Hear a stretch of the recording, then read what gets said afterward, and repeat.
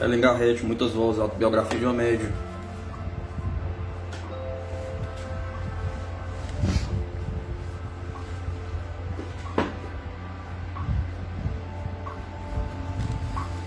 A maneira pela qual percebemos as coisas internas e externamente, para mim, sempre tem sido um assunto de profunda preocupação. Desde que minhas percepções eram diferentes daquelas dos adultos que me cercavam, das crianças da escola. No clímax do meu maior dilema, quando eu estava com menos de 3 anos de idade, caí de um muro quando me esticava para colher groselhas que cresciam dentro de uma mutia, de uma moita de urtigas. Eu sabia que devia ser punida pelo meu alto, e entre a dor das ferroadas nos meus braços, nas minhas pernas, e o medo de confessar que havia desobedecido minha tia, sentei-me ali pensando no que faria em seguida. As picadas que agora faziam nascer a ilusão de que a minha visão estava alterada talvez tenham provocado mais ansiedade do que dor verdadeira.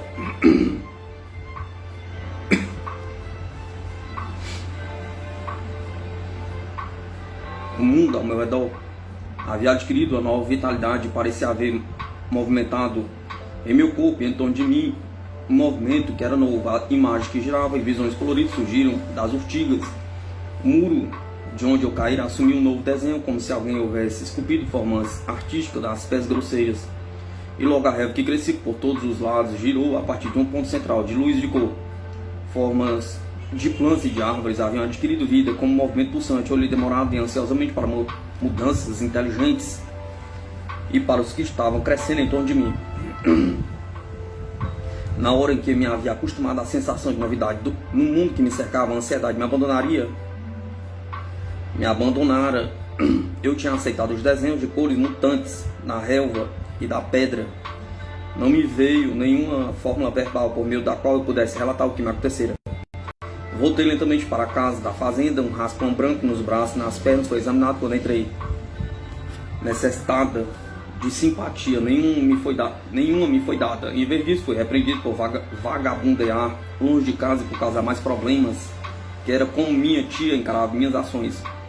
Esta então foi a primeira vez que descobri um novo método de percepção, onde os objetos mudavam suas formas e realmente até mesmo respiravam. Essa percepção tornou-se um estimulante meio de observação que se manifestava sempre que eu me machucava, levando um tombo. O que me acontecia seguidamente, ela ia me acontecer de novo, pois minha tia tinha que me castigar quase todos os dias por causa de coisas que ela insistia que eu havia feito suceder de propósito. Assim, as imagens tornaram-se parte do meu mundo e tem me acompanhado durante toda a minha vida. Quando eu podia encontrar um lápis ou um pedaço de giz, eu desenhava uma série de imagens, a maioria das vezes sobre as portas cercado no celeiro. Na escola fiquei fascinado pelo processo envolvido no ato de desenhar as letras do alfabeto. A maior dificuldade era refrear-me de colocar uma sombra nas letras ou nos números ou duplicá-las. Meus olhos declaravam que cada objeto tinha que ter um duplo para poder ser perfeito ou até mesmo completo.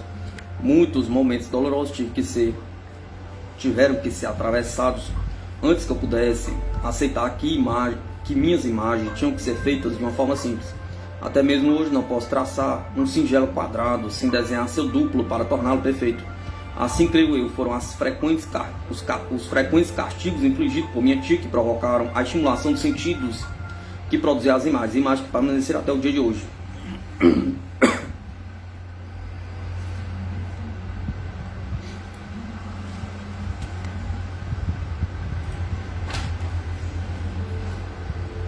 Durante toda a minha vida, A precognição tem sido uma ocorrência comum para mim. Eu tenho sido obrigado a pensar em algumas hipóteses que pudessem torná-la mais compreensível para mim mesmo.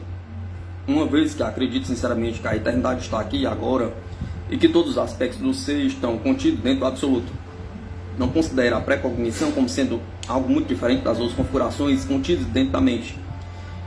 Está sempre presente por perto e por toda a parte um poço de memórias que contém os pensamentos e as emoções do mundo de hoje e de todos os dias passados. Nós temos acesso aos infinitos corredores da experiência, às vezes encontrando nosso caminho para um novo aposento que pensamos que seja o futuro, quando na realidade aquele aposento sempre esteve ali. Ele só passou a existir quando o percebemos, mas ao longo do caminho tivemos tempo para fazer amizade por muitos aspectos do fluxo coletivo da energia inconsciente que descrevemos com a mente.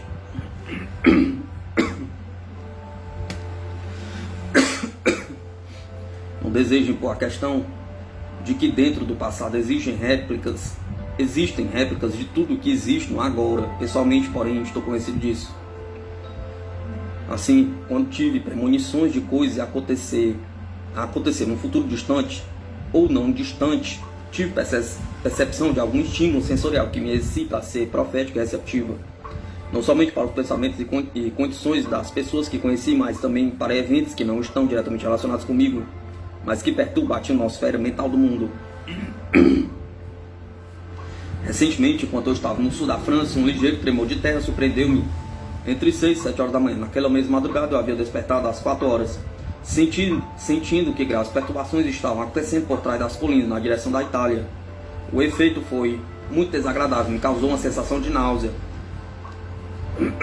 Somente mais tarde, naquele dia, pude relacionar a ocorrência do tremor de terra com a perturbadora sensação que me assaltou ao amanhecer. Tais apreensões estão submersas dentro do indivíduo e finalmente são esquecidos por ele, mas os pensamentos foram liberados dentro do universo para serem registrados. Talvez nós todos tenhamos acesso a um plano de consciência do qual nem sempre temos percepções, pois os acontecimentos neste planeta onde vivemos estão nascendo e amadurecendo perpetuamente. Contudo, em virtude de existirmos dentro de um padrão mecânico de pensamento, nem sempre podemos perceber as regras da natureza, que os animais, os pássaros, os insetos, em seu próprio estado livre,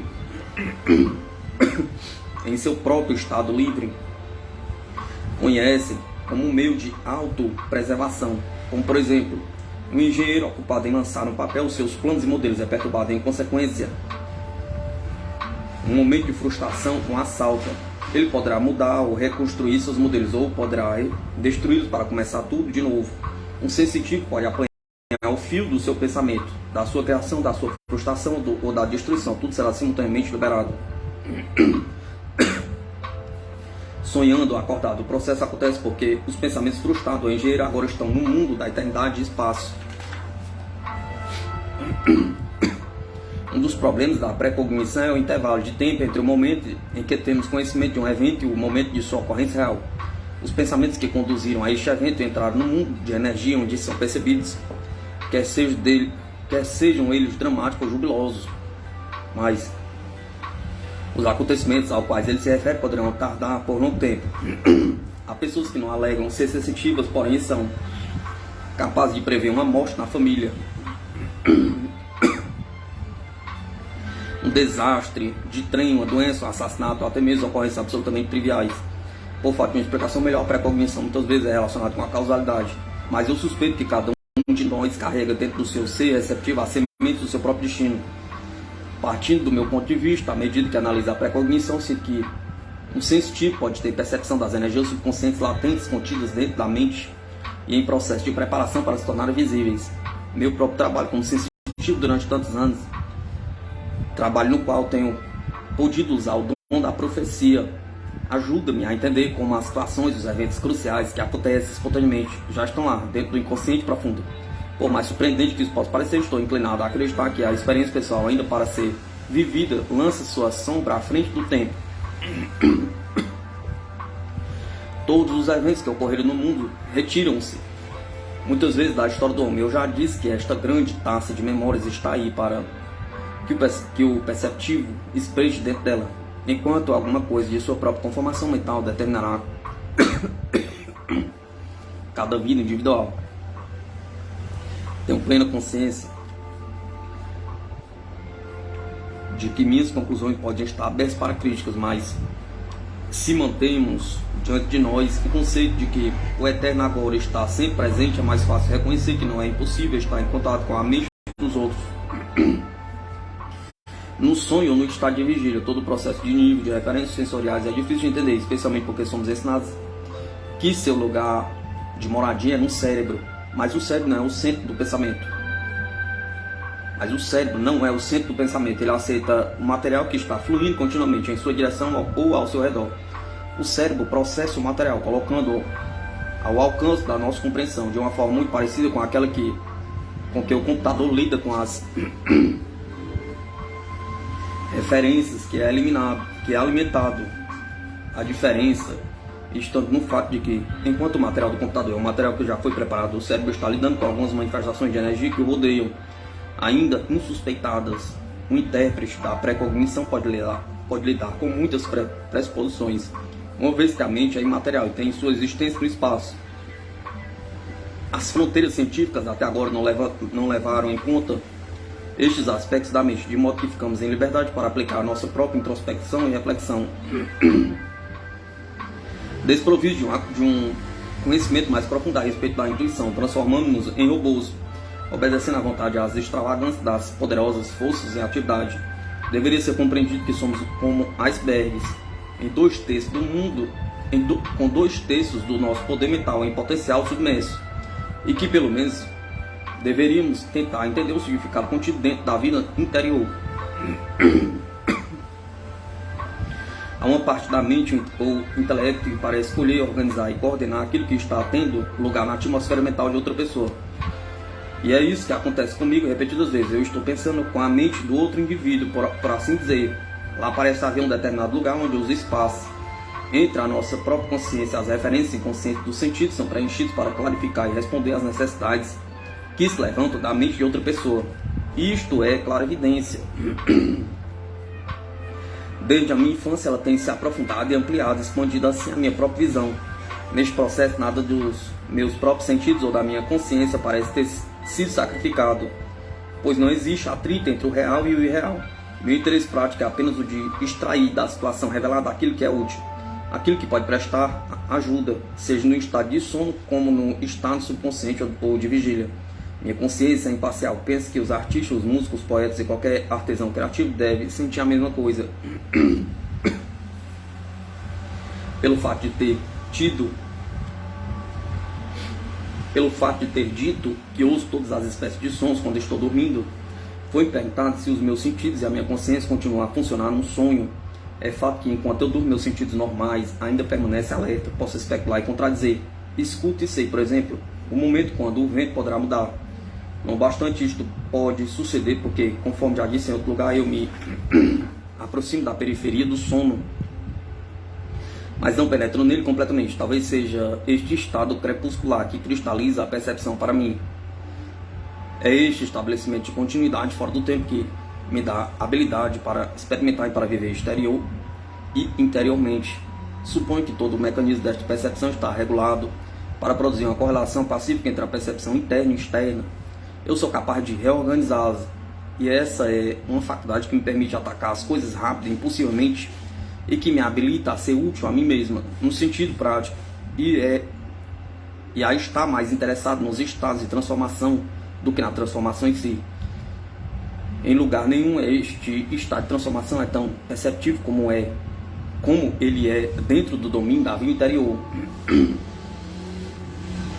Dificuldades e contradições de todos os tipos podem ser solucionadas dentro. Neste ponto, acho difícil expressar-me com exatidão verbal, pois se der asa à minha imaginação, teria que adaptar-me a outra realidade, a outra linguagem. Talvez a natureza tenha inventado para todos nós meios e métodos pelas quais percebemos e identificamos as transformações. Nós sabemos que existem muitas pessoas que estão sempre retendo na memória as coisas que já passaram, mas não precisam fazer isso. O passado está ali dentro da nossa consciência. Uma emoção trará ao nosso conhecimento coisas que durante anos ficaram perdidas para nós. O cérebro está ali, sempre pronto para conservar, simplificar, utilizar, remodelar e rememorar. O passado e o presente tornaram-se um só. A mente subconsciente é a terra de imagens, ainda não cartografada, na qual, como um ego, nós entramos. Aquilo que parte quando partimos é o cérebro, é a química, mas a multiplicidade de estados tem tido continuidade durante todo esse tempo, dentro do qual nós olhamos. Isto sinto eu, poderá continuar. Se temos conhecimento disto, então talvez possamos começar a viver com a apreciação mais profunda e uma compreensão maior do universo, onde a verdadeira natureza da mente existe. Para mim, a realidade do conhecimento com a qual sou brindada parece estar viajando para dentro e para fora ao mesmo tempo, como duas correias de transmissão, uma alimentando a outra. Estas não estão mudando de direção de maneira descuidada. A mente é capaz de segui-los em todos os seus procedimentos. Talvez seja esta minha habilidade que me permite passar prontamente de um campo de simbolismo para outro conceito e ainda assim manter contato com a realidade interior. Os filósofos talvez possam entender o que estou tentando dizer, porque eles, vez sem conta, têm que reverter a direção normal do pensamento a fim de permitir que os seus leitores possam compreendê-los. Sempre tive um intenso desejo de entender a precognição,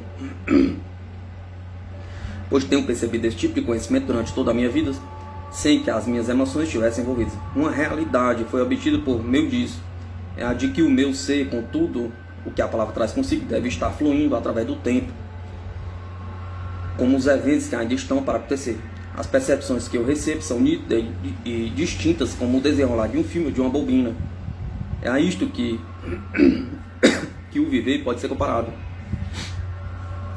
Um desenrolar contínuo do fio da bobina, uma corrente de sentimento movendo-se no espaço, na continuidade do progresso, na unidade da ação.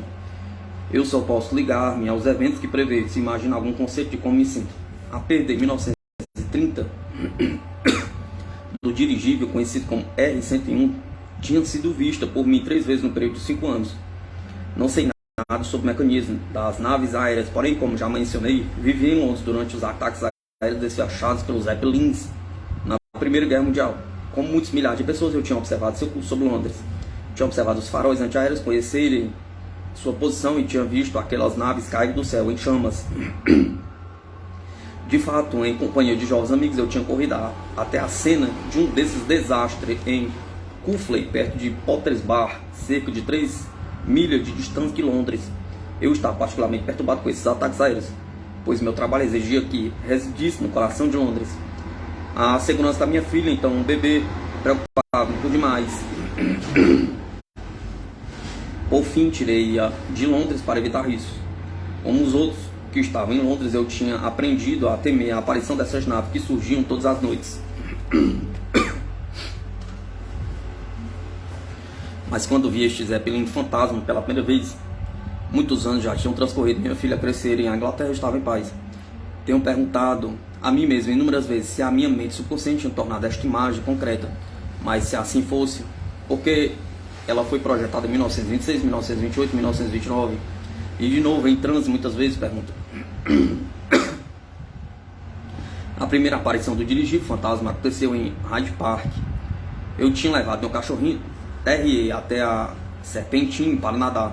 Olhei para cima e lá estava uma nave prateada, movendo 6 forças em direção ao poente. Na ocasião, ela não me deixou nenhuma impressão consciente. Eu não estava ligado a ninguém que pudesse estar voando. Ela estava simplesmente ali no céu. Não houve qualquer perturbação e ela voou por cima de mim, bem devagar, para desaparecer no pôr do sol. 2 anos mais tarde, tornei a ver o mesmo objeto. Eu estava nas vizinhanças de Holland Park, a caminho do colégio de ciência psíquica. Era 2 horas da tarde, mais ou menos. Um evento a grande altura, estava soprando nuvens lanosas através do céu. Saindo de um banco de nuvens e um dirigível, ele oscilou e depois mergulhou. Rolos de fumaça foram expelidos e esconderam o trem pouso. Então as nuvens encobriram a nave. Quando saí do colégio, comprei os jornais da tarde, esperando ler algo sobre o desastre. Contudo, não havia nada nas primeiras páginas, nem apareceu qualquer notícia no dia seguinte. Desta vez eu estava confuso, tinha visto realmente a fumaça, do mesmo modo que vira aquilo mesmo acontecer nos ataques aéreos de 1916. Durante a semana inteira eu olhei os jornais diários, porém, mais uma vez não encontrei nenhuma notícia. No ano de 1929, tornei a ver o dirigível acima da minha cabeça, novamente saiu fumaça do grande balão. Recordo que fiquei parada, congelada, sem poder me mover. Rolos de fumaça branca captaram os raios do sol e então se transformaram numa densa cortina. Outra vez as nuvens obscureceram a nave fumegante. Nesta oportunidade fiquei profundamente perturbado. Sabia que aquilo era sério, que tal fato não estivesse acontecendo era coisa inconcebível. Contudo, como das outras ocasiões, não foi publicada qualquer notícia. Depois de 3 desses aparecimentos ilusórios, foi difícil convencer-me de que o dirigível não existiria. Não bastante, ninguém podia explicá-lo. Não aconteceram nenhum desastre aéreo em lugar nenhum. Sempre penso que tais visões aconteceram para alguém tão completamente desinteressado como eu era. Mais tarde foi dado a público que a Inglaterra estava construindo 2 aeronaves, R-100 e R-101. Comecei a encontrar as pessoas que estavam incluídas na lista dos que iriam voar para a Índia. Entre elas Sam Sefton Bracker, então dirigente do Ministério da Aeronáutica em Londres. Eu tinha uma amiga cuja casa ele estava visitando no fim de semana e contei a ela esta experiência. Quando minha amiga repetiu minha história para Sir Sefton, ele tratou o assunto com zombaria. Perguntou-me: a senhora tem qualquer ideia sobre qual será a aeronave que sofrerá o acidente? Perguntou. Eu repliquei: a R-111. R-101. Isto é uma ajuda, disse ele. É exatamente essa que está escalada para voar para a Índia e em breve estarei embarcando nessa viagem. Nada mais foi dito naquela ocasião. O resto dessa história é bem conhecido. Parte dela incluiu o episódio com a senhora Winchcliffe, que depois do seu marido perdeu a vida sobrevoando o Atlântico, fora trazida a uma sessão na Aliança Espiritualista de Londres. Antes que as notícias chegassem a Londres, eu tive uma premonição de que o avião dele estava perdido e contei a Sir Arthur Conan Doyle. Foi ele quem fez os arranjos para trazer a senhora Winchcliffe, viúva recente, para a Sociedade Espiritualista de Londres. Mais tarde, num pequeno livro, ele revelou suas conversações, mas não lhe deram permissão para imprimir, que o capitão Hinchcliffe tinha enviado mensagem de aviso para um homem, seu amigo íntimo, que iria ser o navegador da R-101. Ela viajara até Norfolk para ver este homem que, segundo ela, contou ao conselho da Sociedade Espiritualista de Londres, ridicularizou a ideia. A viúva conversou com muitas pessoas sobre a predição do seu marido. E dali para diante, muitos dos amigos dele procuraram assistir sessões.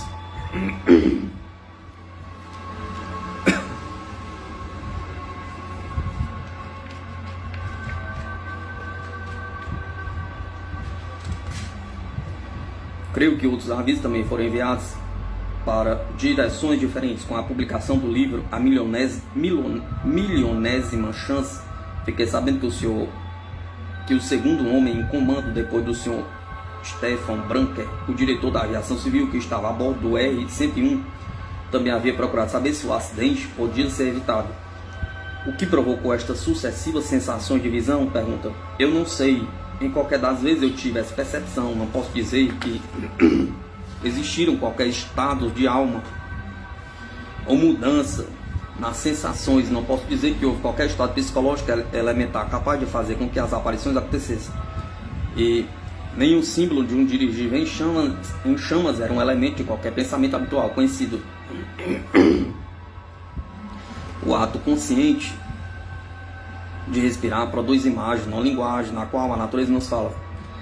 Assim, além do pensamento que produz as imagens, incontáveis células nervosas trabalham para criar esse pensamento. Em outras palavras, o milagre da respiração consciente é o milagre da criação. Desta percepção relaxada e não cogitativa do pensamento vem a unificação com o conhecimento externo e com aquilo que percebemos com a mente. Estou bem ciente de que esta singela entrada para o conhecimento não é científica.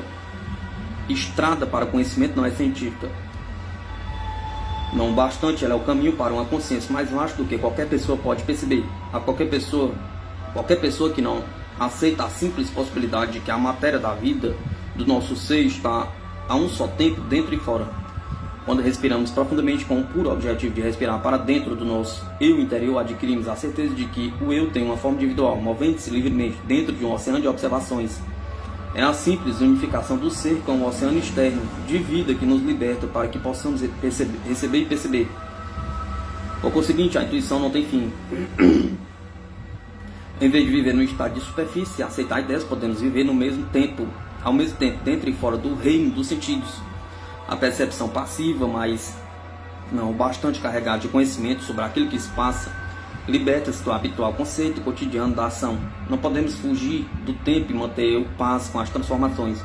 Não obrigamos nossos sentidos a aceitar uma condição de dias já passados e que não mais existe para nós, mas agora retornamos à condição de espaço-tempo na qual habitamos nos estados subconsciente e superconsciente, livre de relacionamento com a experiência cotidiana.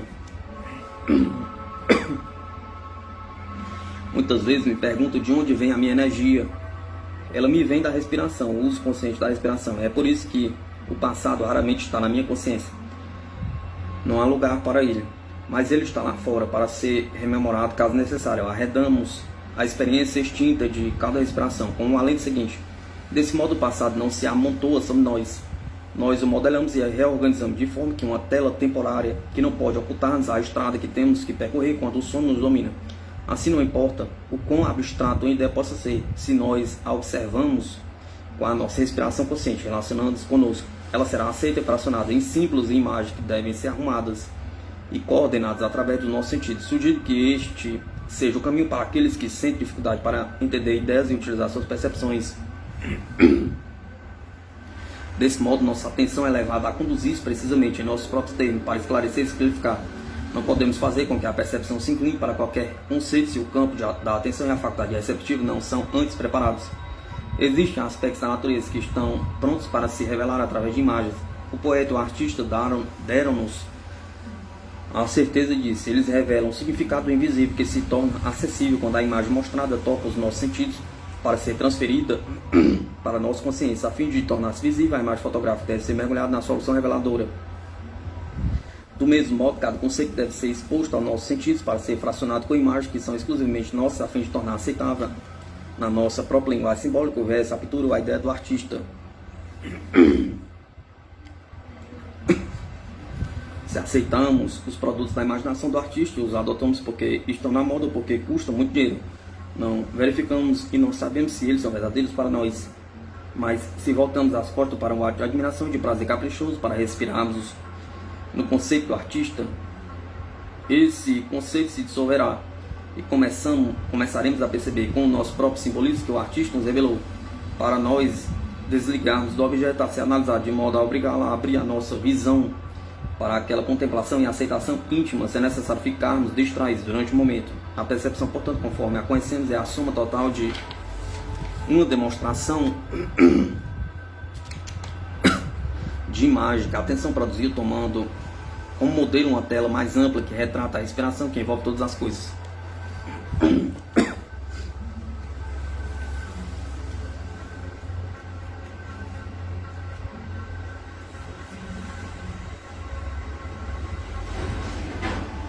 No capítulo anterior, eu descrevi como fui levada para um hospital em Marselha, em 1935, depois que fiquei doente a bordo do navio que viajava através do Atlântico rumo à Europa. Durante 3 meses fiquei prostrado, desesperadamente enferma, até que se tornou óbvio, até mesmo para mim, que alguma coisa na qualidade de um milagre tinha que acontecer se é que eu deveria sobreviver. Uma noite, sentindo particularmente desalentada com respeito à minha incapacidade de apresentar qualquer melhora. Eu já sofri uma terceira recaída, atingir o ponto em que quase não tinha vontade de viver. Se viver significava continuar sofrendo. Como que num sonho comecei a perguntar a mim mesmo se não havia algum socorro que pudesse ser procurado por meio da oração espiritual. Fiquei imaginando qual seria a forma de recebê-lo. E se o ser emocional teria percepção do auxílio recebido, se tal socorro fosse aceitável, acessível. Assim pensando, talvez eu tenha passado por um sono ligeiro, não posso ter certeza. Todavia imaginei que ouvi um ruído, como se alguém estivesse abrindo a porta do quarto.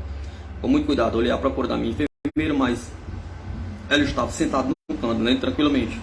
Não vendo entrar ninguém, ocupei-me de algum outro curso de pensamento. Quando percebi que alguém, além da enfermeira, estava no quarto.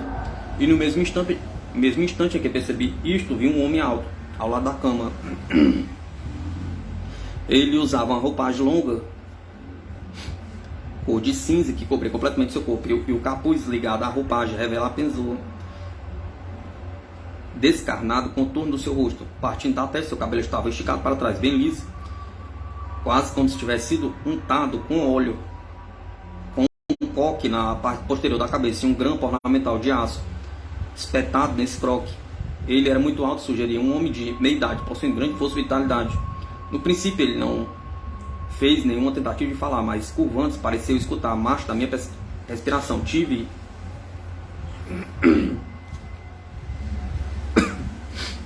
a impressão de que ele permaneceu um século nessa posição. Então, endireitando-me até mostrar novamente sua alta estatura, ele inspirou bem fundo e disse: sim, você viverá e um dia perceberá que pode ensinar a si mesmo a forma de respirar corretamente. Em algum ponto do seu caminho você perdeu o controle da maneira exata de respirar. Agora respire comigo, como você faz, bem devagar. Quando entrar na área subconsciente, que é exclusivamente sua, se puder usar a mesma respiração à noite, relaxar-se até adormecer e assim ficar boa. Com essas palavras ele caminhou em direção à porta e desapareceu. Imaginei muitas coisas a respeito dele e senti instintivamente que ele era mais jovem do que eu e acreditara a princípio. Ele era mais jovem do que eu acreditara a princípio. Que ele era... Senti também que esta não tinha sido nenhuma entidade fora do corpo, como quem eu tivesse que lhe dar mais um nome pertencente à sua vida, sobre sua origem, seu país, seu nome ou qualquer outro detalhe concernente a ele. Eu não tinha qualquer conhecimento. Enquanto eu jazia deitada, pensando tanto no que vira como no que ouvira, a enfermeira se levantou e veio para junto à cama. Ficou aliviada quando viu que eu parecia menos fatigado e estava com melhor disposição.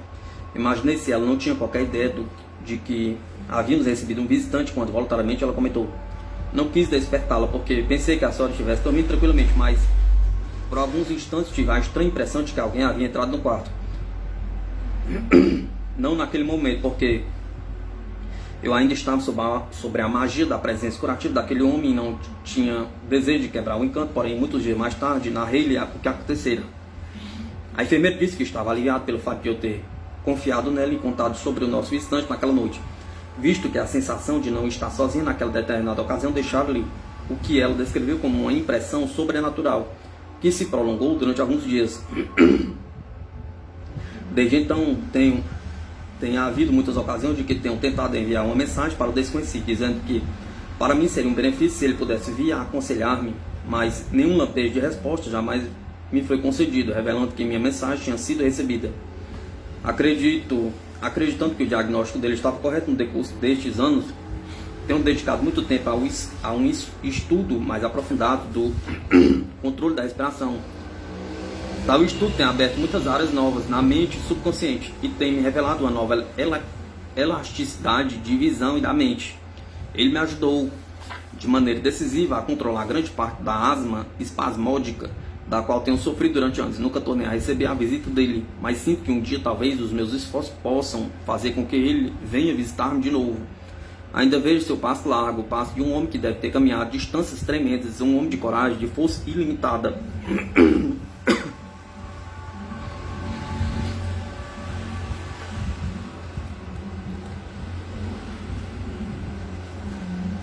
Sinto-me feliz pelo fato de que, numa era de tecnologia, existam aqueles que estão dando uma interpretação moderna ao mundo dos sonhos, que contém a chave para o desenvolvimento da evolução da raça. O mundo dos sonhos e o mundo dos sentimentos, do sentimento profundo, que são interpretados por simples lígamos com as raças antigas, pois os sonhos do homem do passado e do homem moderno são da mesma linhagem simbólica. O simbolismo, com suas impressões e sensações interiores, é expresso com os mesmos aspectos sensoriais de intensidade e associação do mundo exterior. O sonho simbólico é uma sobrevivência que nos conduz de cultura diferente, de associações históricas diferentes, através dos séculos. Ele ainda é a linguagem do mito e do conto de fadas, e jamais é esquecido pelo subconsciente, mas com demasiada frequência seus significados são desdenhados ou incompreendidos. No sonho simbólico, onde tempo e espaço não existem, estamos ligados a nossos ancestrais mais primitivos. A linguagem do símbolo e do sonho é a estrada para todo o inconsciente. Devemos olhar dentro destas duas facetas da mente se queremos encontrar segurança. Esta tem sido o caminho especificamente humano, o nível dual contido dentro do conceito universal do ser. Ele tem sido uma linguagem quase que praticamente estranha, mas nas últimas décadas começamos a compreender que, se podemos recordar o passado, poderemos encontrar a concepção de um futuro que está sendo diariamente revelado. A penetração está dentro do alcance do sonhador, pois ele escapa da intensidade do estado de vigília, que tem a tendência de diminuir a vitalidade que nos faz empurrar a vida para frente. Muitas vezes em níveis subterrâneos, o Eterno agora nos conduz para frente de forma instintiva e contém dentro de si o conhecimento, a experiência dos caminhos futuros.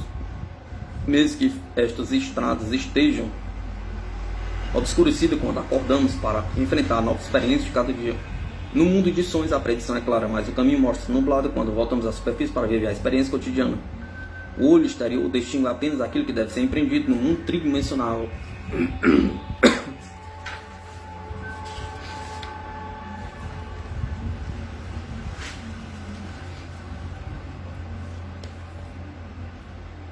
Então logo tomei a decisão de que um dia perseguiria o significado intuitivo que se oculta por trás da comunicação com as entidades. Soube que tinha uma nova estrada para percorrer. Qualquer que tenha trabalhado a arte da composição tem tido que enviar esforço para colocar-se no amargo do assunto e ali procurar tão profundamente quanto lhe for possível um impulso que sozinho possa empurrar-nos para frente. O impulso faz a mente partir numa viagem ao encontro da imaginação, a fim de desenvolver e analisar sem limites.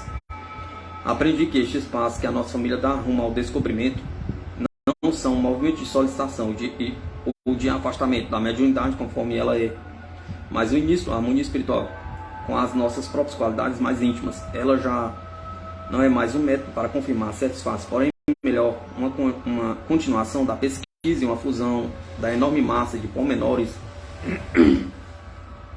sem aceitar ideias preconcebidas ou chegar prematuramente às conclusões. Assim começa o método experimental e a procura pelos fatos e conclusões que tem sido a motivação dominante da minha vida.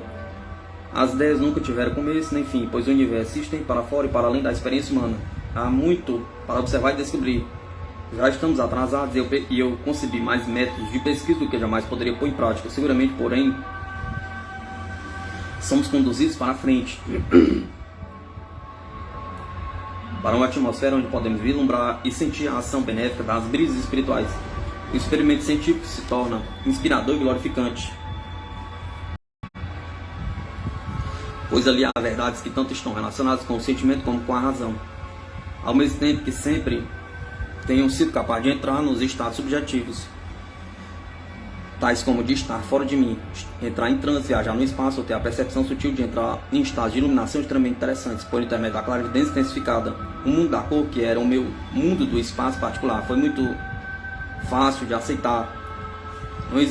Não existiam estados compulsivos, apenas níveis mentais para onde eu podia fugir ou de onde podia sair à vontade. Eu sabia que a curiosidade guiava o meu ser super imaginativo. Em muitas e muitas ocasiões examinei meu estado de existência e soube que não existia qualquer compulsão. A escolha inicial entre os mundos de visão alternativos foi uma responsabilidade que coube apenas a mim. Mas o aposento fechado dentro da mente subconsciente, onde habitam as alegadas personalidades do transe, obviamente congruentes para si mesmo e também para os outros, continua a ser um problema. Senti que ele precisava ser resolvido. Nesta ocasião, passei por um processo mental que é difícil de descrever. Só posso me referir a ele como sendo uma transformação de pensamento, sem imagens. Eu, que sempre tinha me defrontado com o simbolismo, conforme já expliquei, cheguei a um momento em que a mente se tornou opaca. Só podia explicar isto como sendo uma fase não criativa. As imagens sempre haviam permanecido comigo para revelar sua história num espaço de segundos ou instantes. Mas agora, a mente se transformara em algo igual a que veríamos se olhássemos dentro de um lago. Na verdade, dei a estes momentos, sem movimento e não criativos, o nome de o lago da não via ser. Até o dia de hoje posso mergulhar nesse estado de não existir com muita facilidade. Ele marca uma mudança no processo de pensar perceptivamente. Alcanço um ponto de quietude e em outras ocasiões quase não tenho consciência do momento em que este processo em exercício tem início. Esse funcionamento não criativo tornou-se então um período de não ser. Em certas ocasiões isto preocupou muitos meus amigos mais chegados, que me diziam: você não está aí. Todavia, seja o que for esse estado e não bastante a brevidade de sua duração, sinto que ele é repousante. É como se uma fissura entre meu eu interior e meu eu perceptivo tenha criado um momento de movimento espiritual. Ele não parece marcar nenhuma passagem de tempo significativa. não tem quaisquer fenômenos intervenientes onde meditamos sobre uma ideia e nem parece ser qualquer coisa que ofereça explicações ou interpretações. Olho para fora de mim mesmo, sem ver. Esse é um estado imperceptível para todos aqueles que não me conhecem bem, mas eu descubro que ele tem seu significado próprio, visto que muda o tom e o ritmo.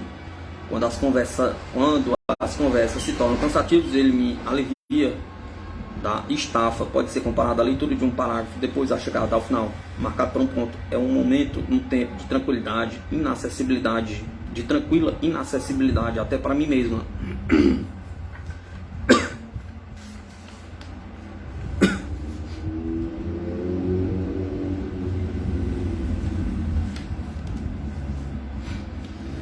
Revendo esses meses de indecisão, percebo que aquilo que uma vez pensei que fosse algo irreal dentro da situação existente, na verdade era profundo e autêntico desejo de entender a natureza desses impulsos instintivos e subconscientes.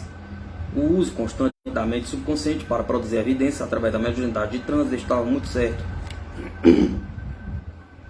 Mas significava que durante o dia inteiro a existência consciente ficava mais ou menos adormentada e era conduzida à imobilidade. Todos os dias dediquei horas ao uso do transe. Tive que organizar meu trabalho de forma a ocupar toda a minha energia nervosa.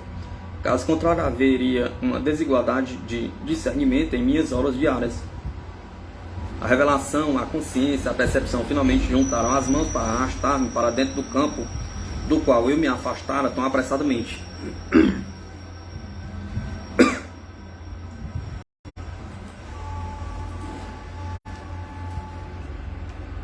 A esperança de ser libertado dessas percepções não se realizara. Melhor, elas haviam feito crescer a convicção de que eu tinha uma dívida para com a memória de Mackenzie, e esta era a obrigação de retornar ao campo a fim de compreendê-lo melhor. Quer acreditemos ou não na comunicação, inúmeras vezes senti que Mackenzie insistia comigo para que voltasse ao trabalho. Todas as manhãs eu despertava com a sensação de que ele estava imprevenido. Os anos de treinamento para tornar-se uma média de confiança não podem ser desperdiçados. Quando retornei ao trabalho em Londres, a disciplina rígida e o brilho da presença de Mackenzie estavam faltando. Entrei nas fases mais profundas da mediunidade e, por fim, chegou para mim aquele tempo feliz em que apenas o observador se aproximava para pedir-me que entrasse em estado de transe.